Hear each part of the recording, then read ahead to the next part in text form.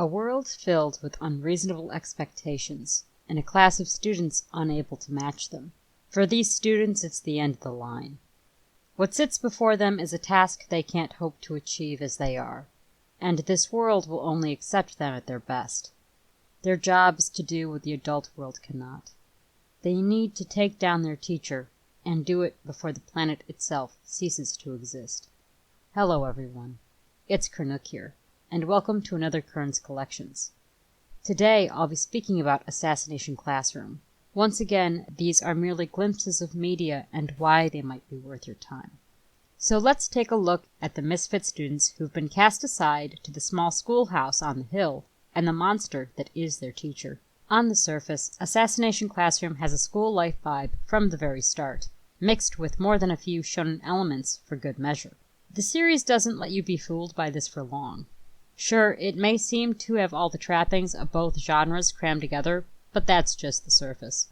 Instead of merely the protagonist being down on his luck, the whole class are labeled outcasts in a society that expects only the best out of them. These students are a strong ensemble cast, each of them unique and with their own views of the world around them. There's an innocence that has been corrupted here, twisted by the malignancy of their own minds. Be it a poor self-image, discontentment with their lots in life, or merely a failure to mold themselves into the people they wish to be. Every student in this class faces adversity in one way, shape, or form. Even if among themselves there's a clear pecking order when it comes to popularity and the friends they surround themselves with. Even from the first episode, there's a thick tension in the room, all of it made worse by their teacher. Kuro-sensei is not quite a monster, but he's certainly no longer human either. His reasons for his current existence is a spoiler, so I'm not going to dig into it. What I will say instead is that he is a reflection of his students in many ways, and therefore proves himself to be their ultimate foe. Kuro-sensei is in every way their superior. In fact, he is in every way superior to humanity itself.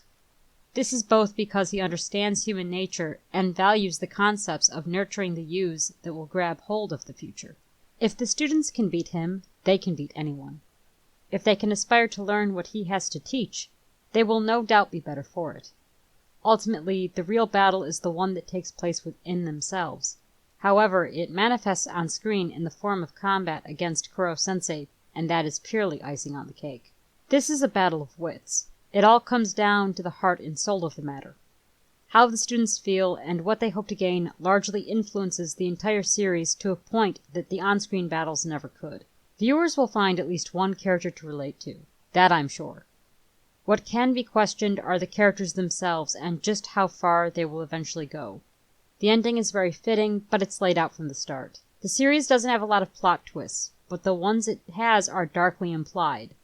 It never goes too far, and the series is usually very light and easy to consume, but there are a few villains in the series that well and truly mean to do harm in ways that are not forgivable. This brings me to the subject of morality, a key focal point in the series. Things are morally gray, both for the students aiming to take down their teacher and the seedy underbelly they're introduced to because of it. The students are trained by assassins, military, and their teacher directly.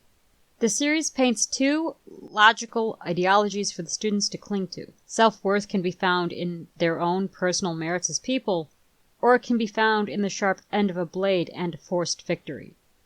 Neither of these ideologies are painted as wrong or inaccurate. Therefore, it's up to the students to decide how best to go about reaching their ambitions. Kuro-sensei is the vessel for all of this. Contrasting worldviews muddle and mix in a way that I find more interesting than the fights themselves. While it's true you could just enjoy the anime like your typical popcorn shonen, there's a deeper narrative to be found here too. All you'd have to do is search for it in the darker implications buried beneath the dialogue. Ultimately, I really enjoy this series. Assassination Classroom is an anime that touches on the heart and soul of the matter. For these characters, victory would be bittersweet, and failure isn't an option that they can accept. The struggle is as much about personal development and growth to each character as it is a group endeavor. The series is not gigantically long, making it easy to enjoy. At 47 episodes and an OVA, there's enough content to deep dive into many of the characters while keeping the plot fairly tight. So, this is where I leave it for now. The rest is up to you. If you want to watch Assassination Classroom, you can do it on Funimation and on Hulu. Do you want more content until then? Did you know that Christian and I have a Twitch account? We stream games every Tuesday, Wednesday, and Saturday. Sometimes I stream solo on off days. We also have a Twitter account and a blog. There are links in the description. Please check them out and don't forget to like and subscribe.